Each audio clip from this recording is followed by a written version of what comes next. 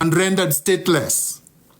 And since then, Israel occupied Palestine and turned the Palestinians into slaves and have been killing them like insects. It's a human rights tragedy that any peace-loving and revolutionary have to condemn. So many of us stood with Palestine and have remained steadfast in fighting for the Palestinian sovereignty, territorial sovereignty, their rights as a people, self-determination, and the right to be free like everybody else. Palestinians are not second-class human beings. And if you love human life, you must stand with Palestine. So when Raila Odinga and his puppet William Ruto stood with Israel, all peace-loving citizens of the world had to start seeing them in that context.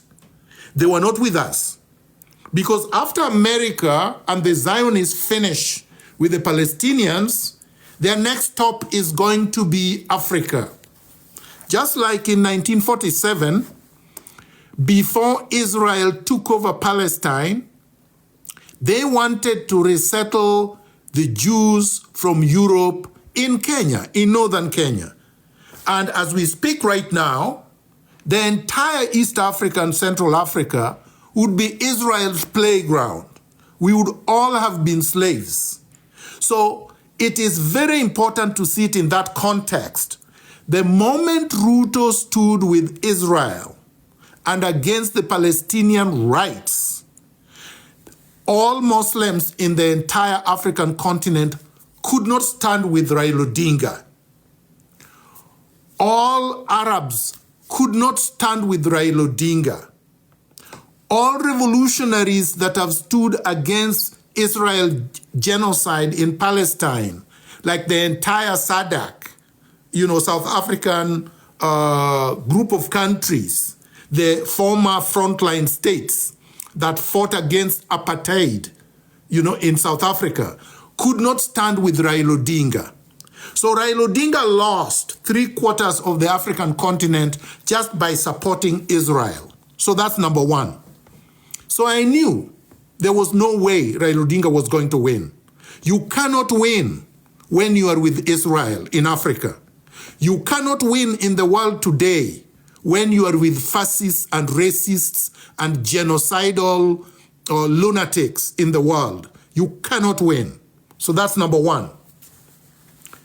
Number two, Raila Odinga is a conman, a quintessential conman and a pathological liar, just like Ruto. Raila Odinga betrayed me in 2018. And then last year, Raila Odinga betrayed Dr. Kizza Besigye. This is a man who has fought in Uganda for freedom for the last 35, 40 years. Traveled to Kenya like everybody else in East Africa, legally, boarded a plane in Entebbe, landed at the JKIA, was intending to attend a book launch, went to meet his friends in an apartment in Nairobi, legally, and was kidnapped from Nairobi. Kizza Besigye, against my strong advice, and I advised him publicly in 2022 not to support Raila Odinga, decided to come to Kenya and campaign for Raila Odinga.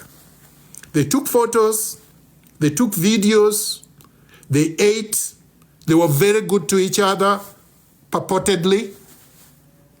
And then when Raila lost, Kizza Besigye went back to Uganda and continued with his life.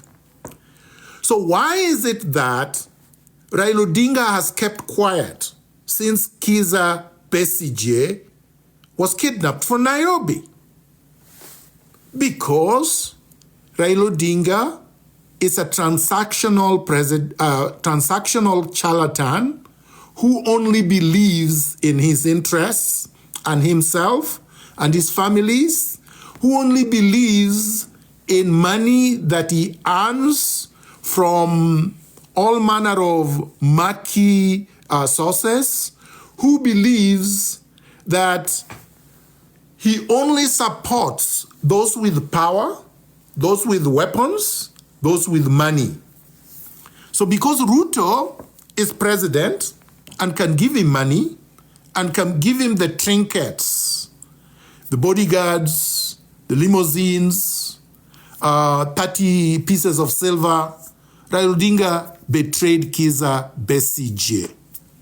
On that basis alone, Raila Odinga demonstrated that he was not a true Pan-Africanist.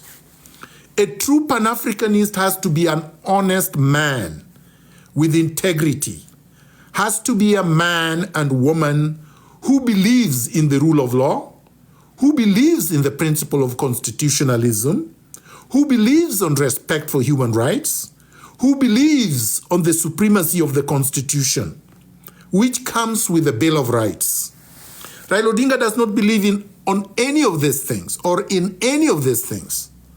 So, in that context, Raila Odinga was going to export to Addis Ababa, to the AU, and to the AUC, all the bad manners that he has learned and is perpetuating in Kenya.